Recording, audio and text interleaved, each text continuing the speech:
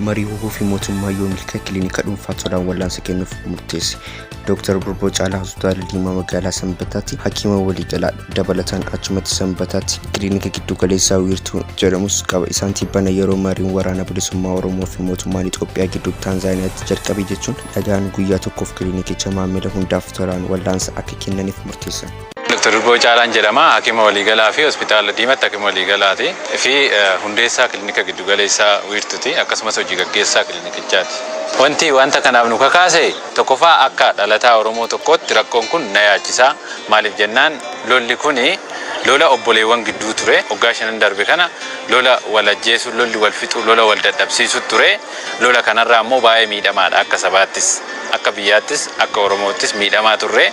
Inni sun baay'ee na gaddisiisa jechuudha. Murtiin kun eeboo nageenya uummanni keenya qabu kana kan furu yoo ta'e wanti koo gammachuun ittiin ibsannu akka nuuf ta'uuf yaanneetu jedhan. Mariin kun milkoofnaan kilinika wiirtuu kanatti maamila hunda sa'aatii 24 toora tajaajila jechuun murteessa. Akka hakiima tokkootti walitti bu'iinsi kun na yaachisaa. Maaliif jennaan waraana gaafa jedhamu just warra walitti dhukaasu qofa miti ilaalamuu qabu. Waraana gaafa jedhamu miidhaa inni geessisu hedduudha jechuudha.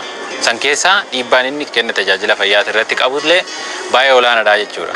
Fakkeenyaa yeroo rakkoon nageenyaa jiru qorichoota adda addaa giddu galeessa biyyaarraa karaa rimootitti geessuun hin danda'amu. Ogeessonni fayyaallee naannoo rimootitti hojjechuu hin danda'anii. Dhaabbilee fayyaatillee ni miidhamu. Ogeessonni illee yaaddoo qabaatu. Kanaafidha akka ogeessa fayyaattis na yaachisaa jechuudha rakkoon nageenyaa keessa turre sun. Gaafa mariin kun jalqabu nagaan bu'uu san gaafa imaajiin godhu gammachuu waan naa kenneefan waadaa san galee jechuudha. Murtee kana kan murteessine nuyi waa qabaannee miti. Kilinikni haaraadha.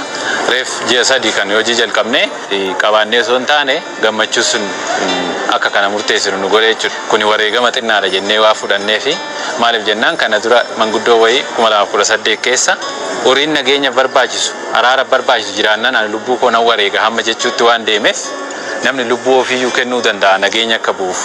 Kanaaf kuni wareegama xinnaadha waan ta'eef gochuu dandeenya jechuu barbaade. Mariin qaamolee lamaan gidduutti jalqabamu wayita dhagaanis hedduu akka gammadan kan himan ogeessi fayyaa kun waraana bilisummaa Oromoos ta'ee mootummaa rakkoo fi dararama hawaasa kana hubachuun karaa danda'ameen waliigaltee irra gahuuf dhammoo akka qabanis himan. Wanni guddaan marii san nagaa san deebisuu waan ta'eef karaa jiruun amma danda'aniin waan wareegan isaan lachanuu wareeganii nagaa uummata kanaa yoo deebisan gaariidha jedhee yaada.